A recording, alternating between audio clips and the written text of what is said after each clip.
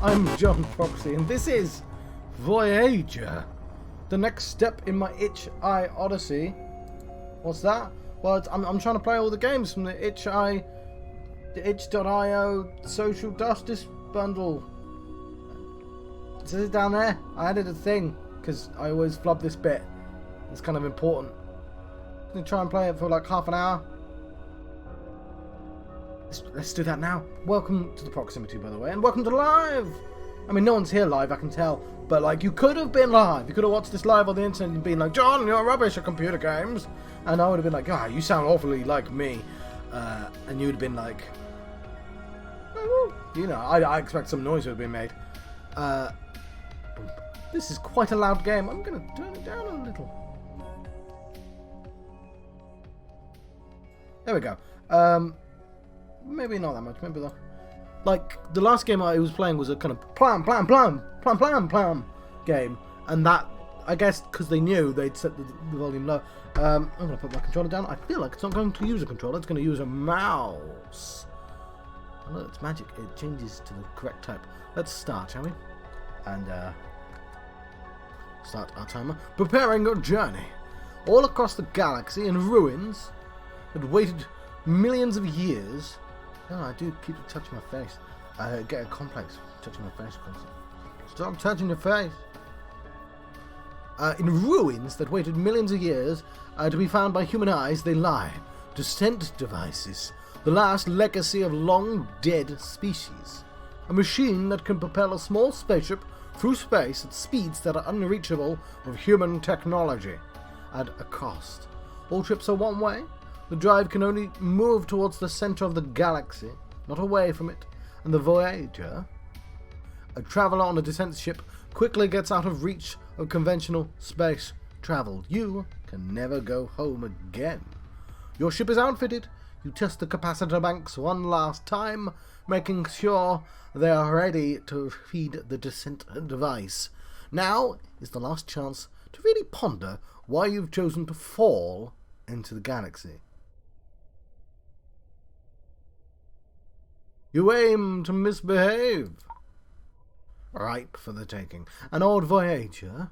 I don't even pronounce it because it's not Voyageur. There's like an extra U in there. Down on her luck, a lucky wager. A ship, old but still gleaming. A dark alien machine somewhere in its hulk. Do I have sound? Good. Because it's going to be a lot of talking from me. I'm going to take off this little itch bar right here. I feel like, you know what, I'm not. I'm going to leave it on for this one. No, let's take it off. Take it off. The opportunities afforded by the device are priceless, limitless. All it takes is someone with the skills to take them. Explore, survey planets, and trade to make money. Your choices will open up more possibilities. Refer to Voyageur's guide for more help. Your grace is 2. Your luck is 1. Your charm is 1. You have received 30 supplies. You no longer have a new captain. What? I no longer have a new captain. And you have received the Voyageur's guide. You now have 1. Let's return.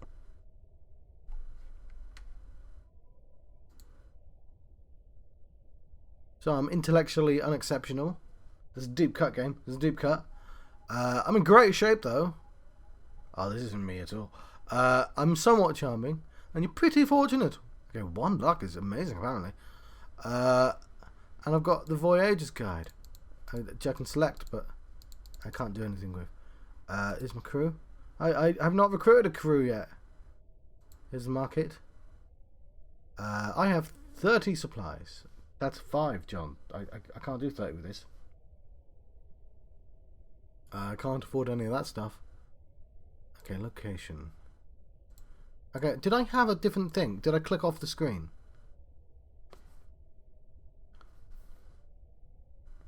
From space, this is Erskine's Folly, the United Puri Worlds. From space, Erskine's Folly appears as a world of desolate continents specked with golden mycelium. Those are kind of mushrooms, I believe. The city you land on is large and developed, but curiously embattled, surrounded by high walls made out of aluminium. Or aluminum. It does say aluminum. Whatever. The gold and green banner of the United Puri Worlds flies over many of the buildings here.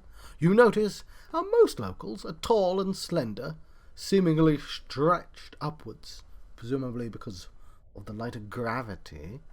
I'm going to consult the Voyager's Guide. Given to you with your vessel, this document is really a loose collation.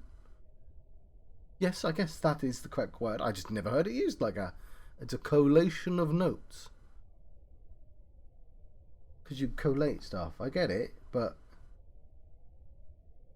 do you collate notes? I feel like notes are kind of... You collate numbers. Yeah, but like notes are kind of... I don't know, collate seems like a more mathematical thing, and notes are kind of more fluid, and I'm sure it's fine. It's just not actually used it like a loose collation of like seems like a contradiction of terms. And history is from generations of travellers before you. How to travel? On descent. The descent drive, drawn by some unknown force, moves only one way. In the Depart tab, you will find a list of nearby worlds you can travel towards. News travels slowly across the vast distances of interstellar space. About those nearby planets, you will only have scraps of information. It's up to you to piece together how to turn those scraps of information into profit. Travelling costs supplies, and your engines limit how far you can travel, sometimes curtailing your options. You can expand the amount of supplies you can but in a single hop by recruiting an engineer, and you can increase the number of choices you have by recruiting a navigator. A trader will give you more information about potential destinations.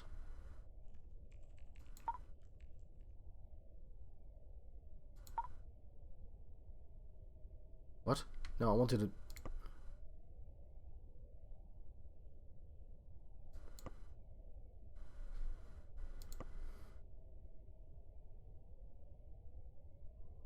How to travel.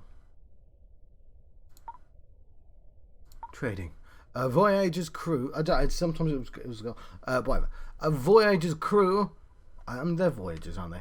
Voyagers. Why is it like a jongleur? Like it's like that French U. That's Voyageur. Voyager's crew. Yeah.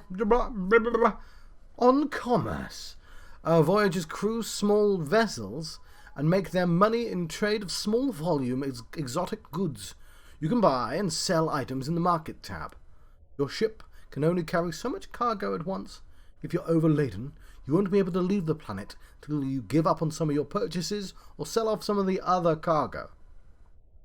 Different shipments have different intrinsic values, but their prices can fluctuate severely depending on the planet. Even common cargo will become exotic if you take it many light years away from its original world, out of the range of traditional trader ships. Beware piracy, crooked customs officials, and other threats to honest merchants.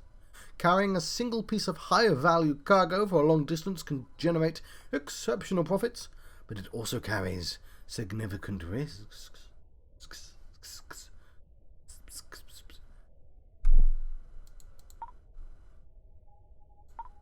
On recruitment. On many worlds you can find eager spacers who are willing to leave their lives behind to join a Voyager vessel.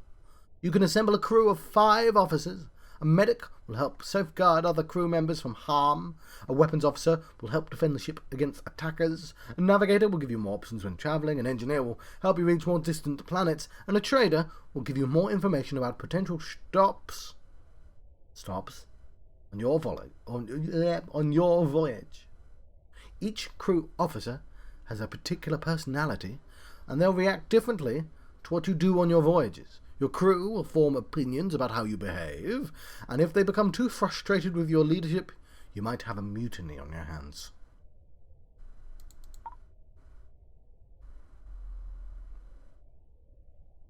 Discard the guide. Erskine's Folly. I can't go into the mycelium because I don't have anyone in my crew.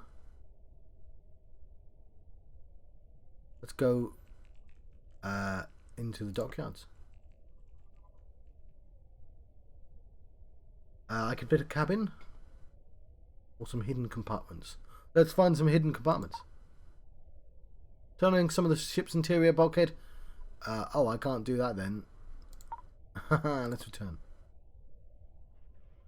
Let's resupply, shall we?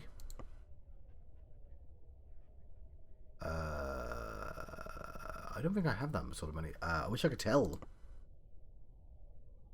I have 30 supplies. No, I've got 600 currency.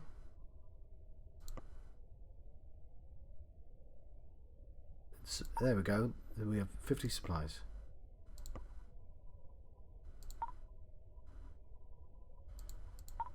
Alright, let's depart, shall we? So, we can go to Tanda.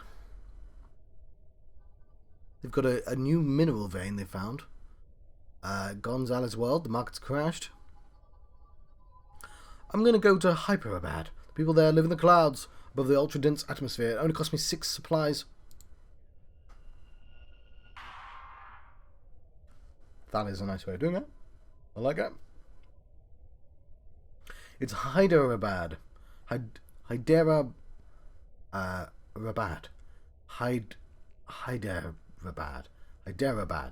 Hyderabad. Do you? Yes, I do.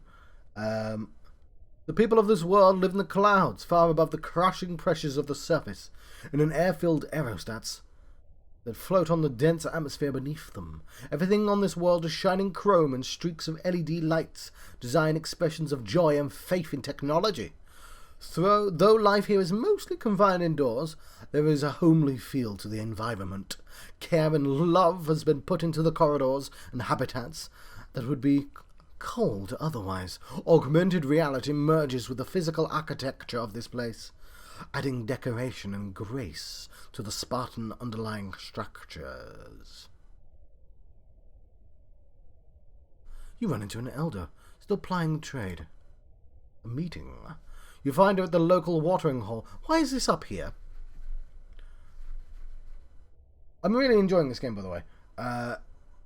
But why is this here and not in the center of the screen? Like, I would prefer it to be in the right, but mainly because I have 2 monitors, and so anything here is like more convenient to read than over there. So, but like, why is it to the left? Anyway, a meeting. You find her at the local watering hole. You ask her, as is tradition, for a tally. She doesn't make a tale? No, it's a tale, John. A tale, the story. I was like, what's a tally? Is it type of currency? I get it could be. But no, she doesn't really make eye contact, taking in a slow drawl between the sips of some crimson concoction. This is a tale of woe, she says. She was hired to transport urgently needed medicine to a distant planet. The whole thing seemed fishy to her, but she needed the currency. It turned out the whole job was a setup. She had to fight her way out. The moral of the story is keep your friends close and your sidearms closer. Your sights of the galaxy trait has increased to 1.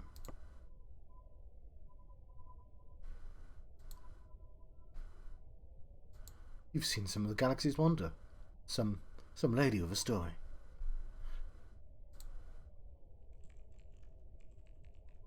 I don't think we need to resupply just yet.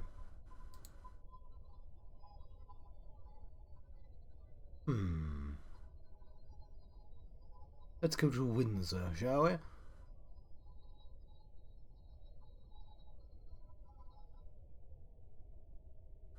Don't think it really makes much difference at this stage. The small town you land on is a grid of prefab dwellings, outwardly quiet but buzzing with network activity. The AR haze in this village is particularly dense. The information overload blankets the physical environment with glowing glyphs. Augmented reality merges with the physical architecture of this place, adding decoration and grace to the Spartan underlying structures. Walking here is slightly awkward for you, the low gravity turning your steps into short hops. In the absence of physical comforts, the local turns to augmented reality. An afternoon in the wilderness. You feel a little sheepish, trekking in the wilds of this planet in pursuit of mythical creatures, accruing points in a game you won't stay long enough to really appreciate. But at the end of the day, you feel like you understand better how a world lives when no two people see the same reality. Your understanding ladder trait has increased to 1.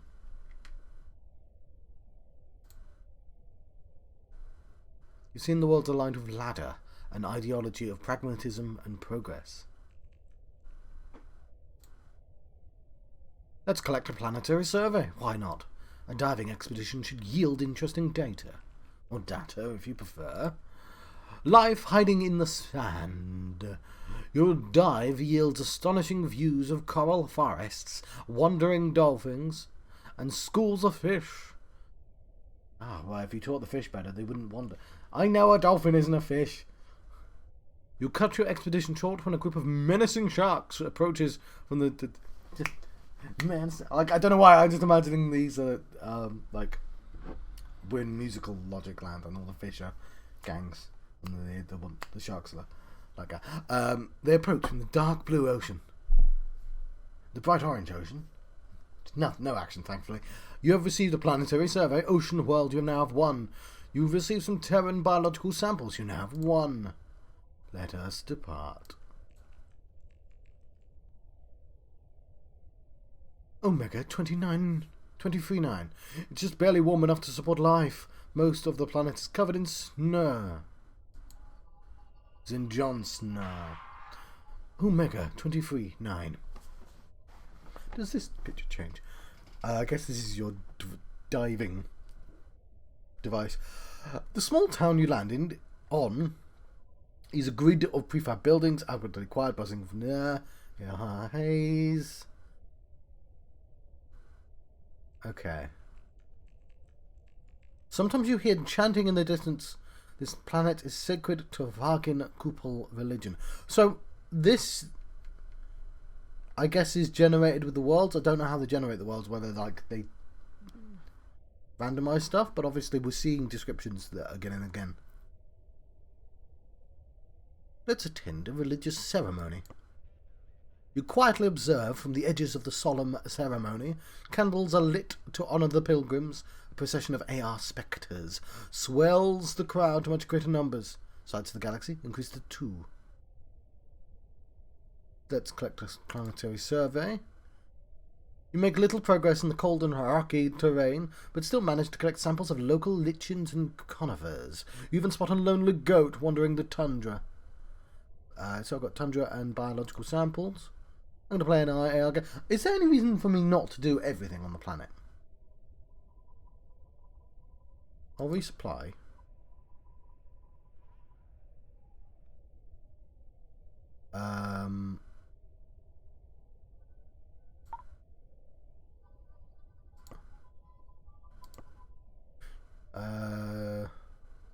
Oh, understanding ladder has gone up. Let us depart.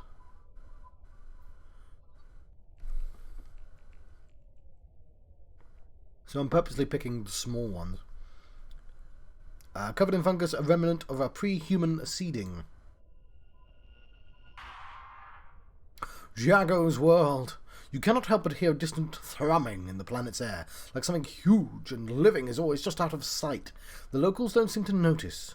You land on a circle of beaten earth near the hamlet of small houses at the edge of the post-Terran wilderness that covers the world. The gold and green banner of the world United Curie Worlds flies over the many buildings here. You wrinkle your nose at the thick... Actually, I'm not really sure how to do that. At the thick haze of pollen and irritants that suffuses the air in this world, wondering what effects that constant exposure has on the locals. I cannot mount... I can't go into the mycelium. Let's keep playing AR games. And depart. To Al-Jalili's Hope. Underneath a crust of frozen water, it is a sea of liquid ammonia. As you make your descent onto the planet's surface, you can swear you see some alien leviathan moving beneath the thick ice of the surface. The port you arrive at is a network of habitats partially sunk into the surface of the ice. The lower levels have great windows open to the dark oceans beneath. The habitats are brightly lit and warm, bustling with activity. Everything on this world is shining chrome and streaks of LED light. Design, expressions of joy. Let's. No, I want to have. I want to see the lectures. Well, I've not made any money, have I? So.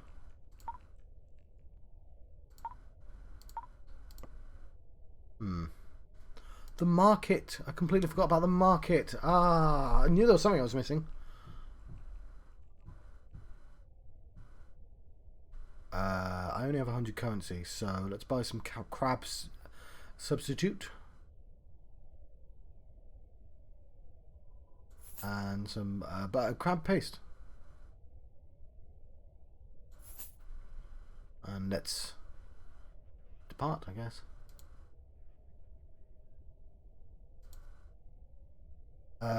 Let's go to Tapio houses. Tapio houses Major Research Institute.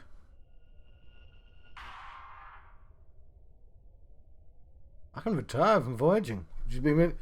We have another 10 minutes. Recruitment, the city. There's a whole universe out there to see.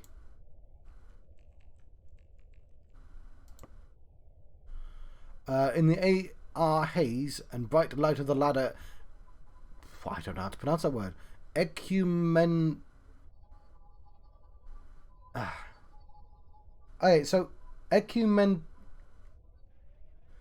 The only word I can think of for reference for that is a line from Father Ted, where the old man, I've forgotten his name. Bloody hell, it's been a long time. They can't have him talking to the head priests, so they just say it's an ecumenable manner. There's a line they give him, and it starts with ecumen. Like whenever they need to debate him, because otherwise he'll be just saying drunk, and they can't have that. Anyway, in the bright light of the ladder, and obviously Opolis means city, so it's like a religious city, maybe, I don't know. The ladder Ecumenopolis, there's still room for dreams of elsewhere. You're struck by his warmth as he talks to you excitedly about medicine and biology. He seems like he would make a great addition to the crew. A medical board is key, he reminds you. Cool. We have Pasquale at her, a doctor aboard. Keep the rest of the crew safe. Well, that's just me right now, but that's still good.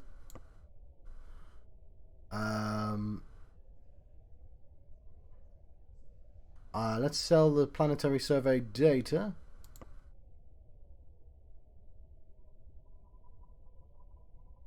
And I've been paid loads of money, which I appreciate.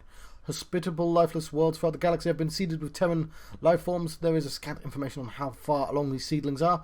Voyagers like you often have valuable data that researchers and surveyors will pay for. Let us explore the city. The boxes are sold from the back of the alley. Sight unseen, questions unasked. The price is tempting. The contents suspect. Yeah, sure. I just made some money, didn't I? I have some high-grade spheres. They are exceptional. The seller doesn't stick around, neither do you. You have received new cargo. Fluctuating value. Cool. If I go into the market now. So if I sell the crab, it's at a loss. If I sell this like literally immediately, I make a profit.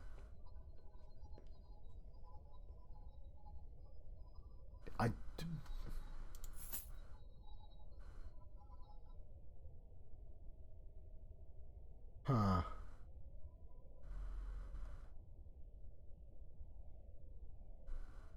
Better price in conflict zones. Let's buy some of that then.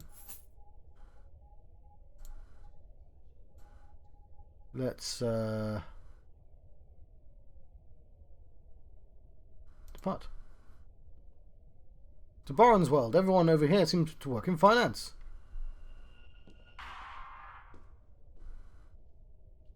Let's look at the market. You know what?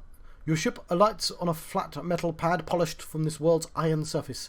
The spaceport on this planet is a habitat particularly buried partially buried beneath the surface, adding from the harsh. Okay. The corridors of this habitat are more spacious than is perhaps strictly necessary, with the high ceilings that almost lets you forget the confinement.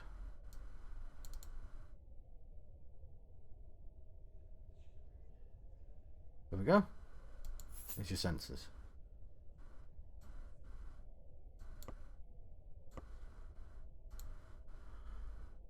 Or some standard brandy. Let's buy some Nobian ore.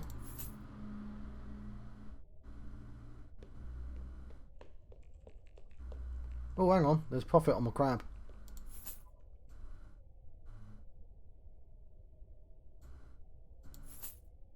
Oh, bloody hell. I should have bought some spheres. I should have kept the sphere, shouldn't I? How much money do I have? Almost enough for another cabin. Let's depart, shall we? Ian aid free. The spaceport on this island is a habitat partially... Okay, You're caught off guard when a passerby's golden eyes turn out to be the glowing monocular camera of an android's face. The corridors are brightly lit. Bustling... Cool. Market. I'm going to hold on to the orb for a bit longer. Let's buy that ale. It's quite expensive, but... No, I'm going to go for the AR core. Ah, that's great. Let's buy two things.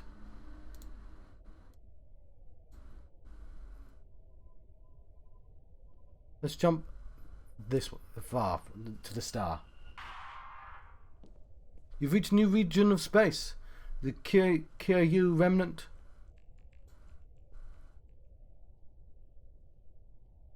Huh.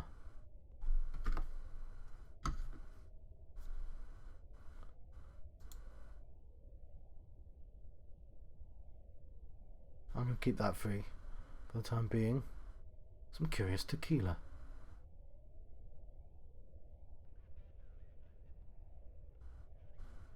Okay, there's lots here, isn't there?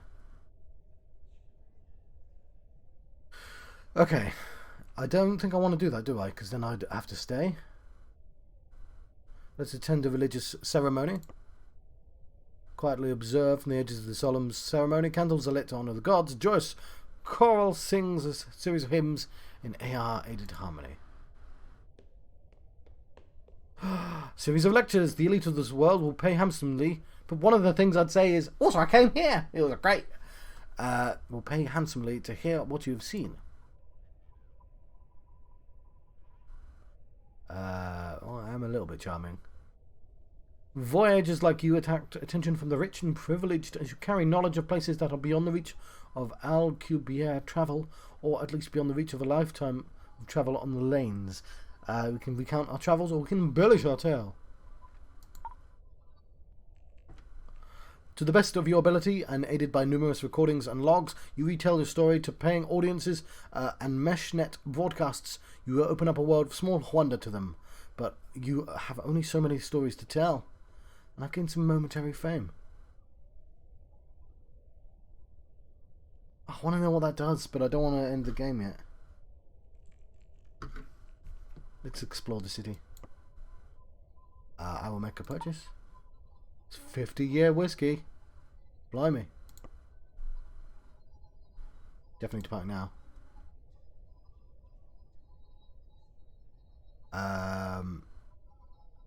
Let's go to Kufaro's Folly. A world like old Earth, full of life. Ooh, we've got some idealists. On a low, gliding descent, whistling in the thick atmosphere, your ship flies over the square grids of farmland streaked by glistening rivers. Herds of camels graze placidly on the grass of a wide, flat plain. The small habitations of the settlement stand out in the flat expanse, in a gilded arcade flanked with tall, entwining trees. You find shop windows displaying grilled salmon, printed plastic figurines, and cauliflower.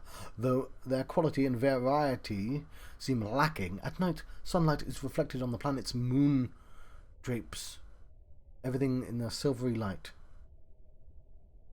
Yes, sorry, I just pronounced that a bit weird. Let's recruit some idealists.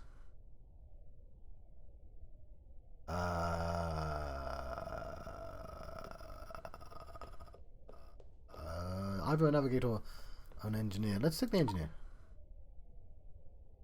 Utopian star-aligned idealists jump at the opportunity to see the galaxy. Learn what there is to learn, change what they can. As you give them a tour of your vessel, they fill the silence with questions about the ship, about the descent drive, about you. You answer those you can. By the time you have settled, many suggestions for improving the ship's systems have been floated. We have Nagisa Manik. An engineer will push the capabilities of your engines. Let's return. Let's visit the local monument. On a sunlit plain, an arch stands vigil, carved out of bright hardwood. It was handmade with exceptional craftsmanship. This bas-relief depicts an abstract shape. A nearby plaque states it symbolized truth.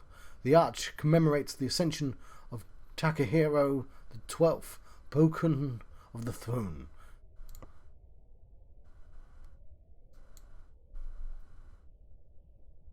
I'm going to try and keep the 50-year-old. Well, actually, we're about to end. Let's just sell everything.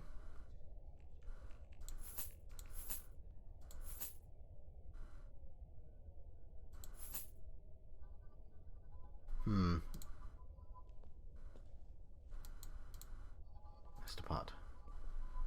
Okay.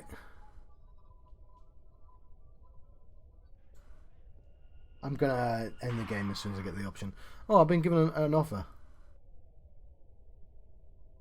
Let's explore the city first.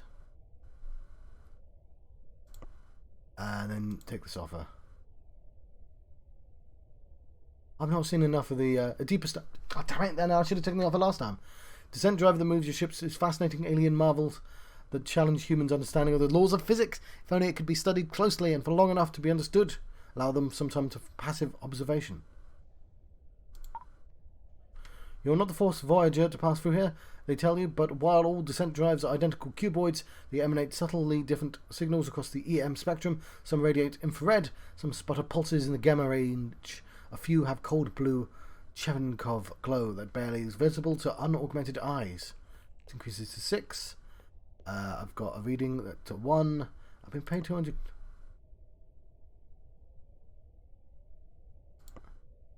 I can now fit a hidden compartment. Yes. Okay. Douglas. We have to visit Douglas. I'm actually gonna pause this game. As you travel faster than the Alcubia lanes, you inevitably outrun the stories of your own travels. I've lost the fame.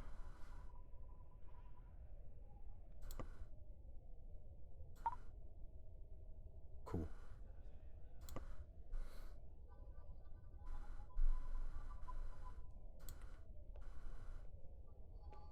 Alright, it's kind of addictive. Just want to see the next one and the next one.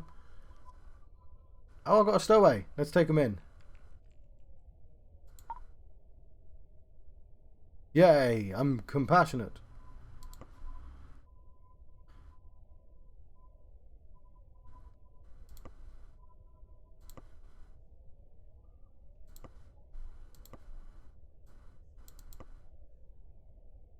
Okay. Harboring a dissident. Okay, let's see what the next game is. I'm going to click on this a little bit more, but I want to see what the next game is. Well, I'm here to draw the corner of a universe. I'm here to talk about Voyageur. Yeah. I think I'm keeping Voyageur. I'm at least going to play it a few more times. I wanted to make a game like it in the sort of same vein. And it has that addictive quality of, oh, I struggled to end my run. I just want to go one more place. So, and let me describe the game, just in case. So I'm gonna, I guess, start drawing it. Not with that line. Yes, okay. You kind of want a series of like straight lines.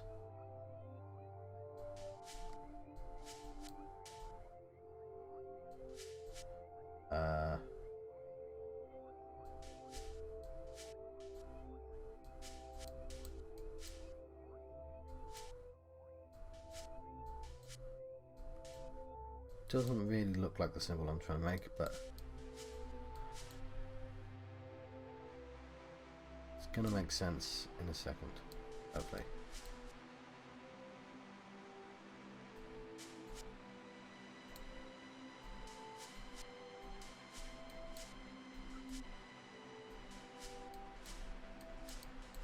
Okay. We have to track a path through. Are you going to talk about the actual game, John? I will. But I want to draw the picture first. Since I like had the tools to do so for once. There we go. And we need some pink. Because we're going to draw our path through space. Lovely. That is, of course, Voyageur. Which I think I might do with the line as well.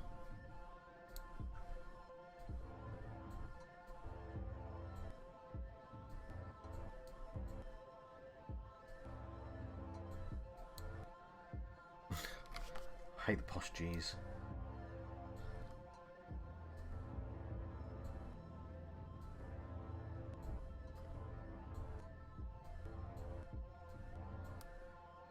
Okay. These are my Voyageur impressions.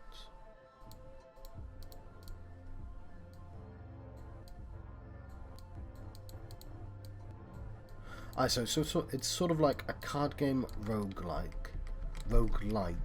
sort of. I think it has rogue elements to it.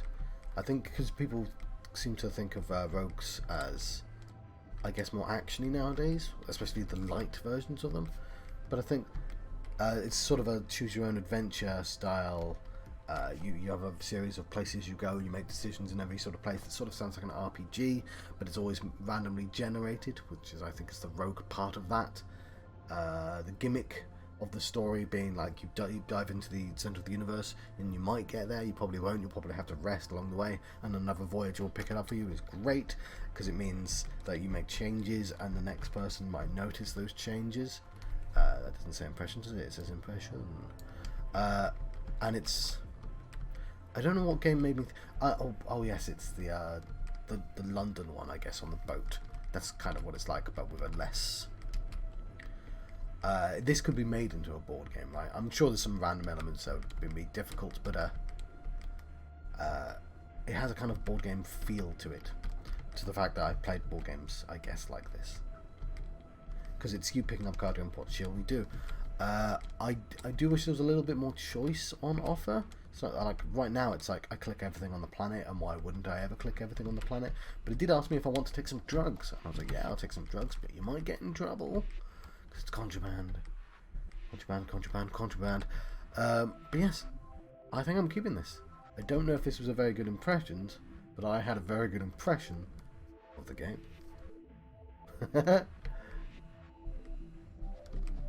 So let's recap, because I still don't think I was very clear. You essentially have a ship and a crew, and you're going on an adventure, and each stop of your adventure you make a series of decisions, like whether to buy and sell stuff, whether to take in the culture, and every time you can sort of spend that culture in newer places, and you just want to go as far as you possibly can. It's kind of like the promise of No Man's Sky as well, sort of like it's a nice... This going to the centre of the universe is a nice theme as well. But yeah, I will play again. Let's see what I get for this. Hey, yeah, there's probably a corner in there somewhere.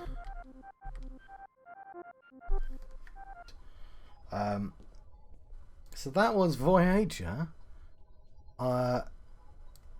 This game I was just playing. Our next game is going to be a normal lost phone. Probably really boring. Probably just about a normal lost phone. That's not weirdly specific language. By Dear Villagers. Well, they make a lot of games. So, is it literally a phone game? Normal Lost Phone is a game about exploring the intimacy of an unknown person whose phone was found by the player. Through the interface of a mobile phone, the players must discover what happened to its owner, Sam. It's got an immersive, intuitive way of introducing the narrative for effect. I feel like that's a weird thing to show off about, but okay. Bridges the gap between reality and fiction by letting the players act as themselves. This is all kind of story gimmick that you're showing off about. A relatable story. But, you know, I'll give it a chance. It's just a weird thing to show off about. Yeah, story's really great. It's got this cool gimmick. I don't know, like, maybe I should just get used to, like, selling your things. Like, I'm not very good at it. Anyway, let's quickly try and see if we can get to the end of the game. An end.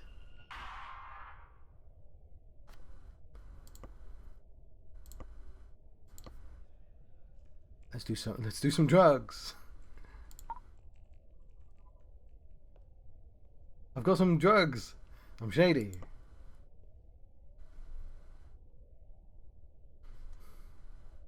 I've got loads of money. Anyway, let's depart. Oh, I can't.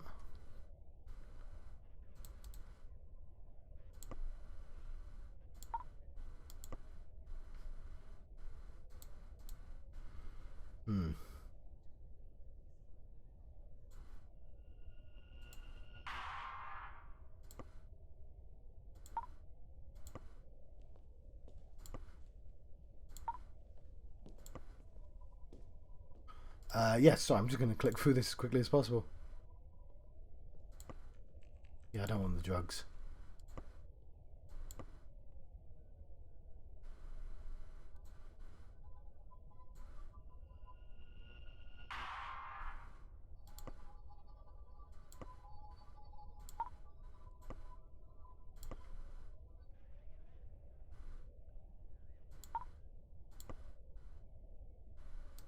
Right, we're close to the end now.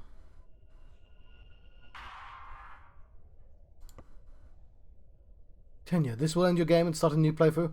You'll be able to keep your curios and some of your money, and there are unique opportunities in subsequent playthroughs. You settle on this world, take up teaching mostly. Really, you tell stories of distant worlds that your students will never visit. You share histories of places left behind on your descent arc. Your device from the lab where you leave it is surrounded by the attentions of students, professors, is also telling stories. Its enclosure, made out of some alien material, is totally impregnable.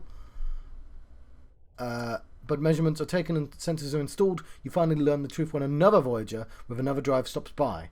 The descent devices are not all different from one another. They're constantly changing, impossibly synchronized, but all radiating the same message. A signal that splays out across the entire EM spectrum seems to encode data at a rate too slow for a human lifetime. Message sent not to an individual, but to a whole species, to a civilization.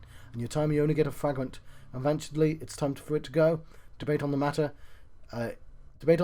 is significant, but the drive was made to travel. Perhaps the key to how the message is encoded can be found at the bottom of the gravity well. Your story begins anew. You have a strange legacy, and I've received legacy stars. You now have 1. So there we go. I'm gonna turn this off now. So, like, yeah, by ending the game there, like, I've actually prepared myself better for the next one.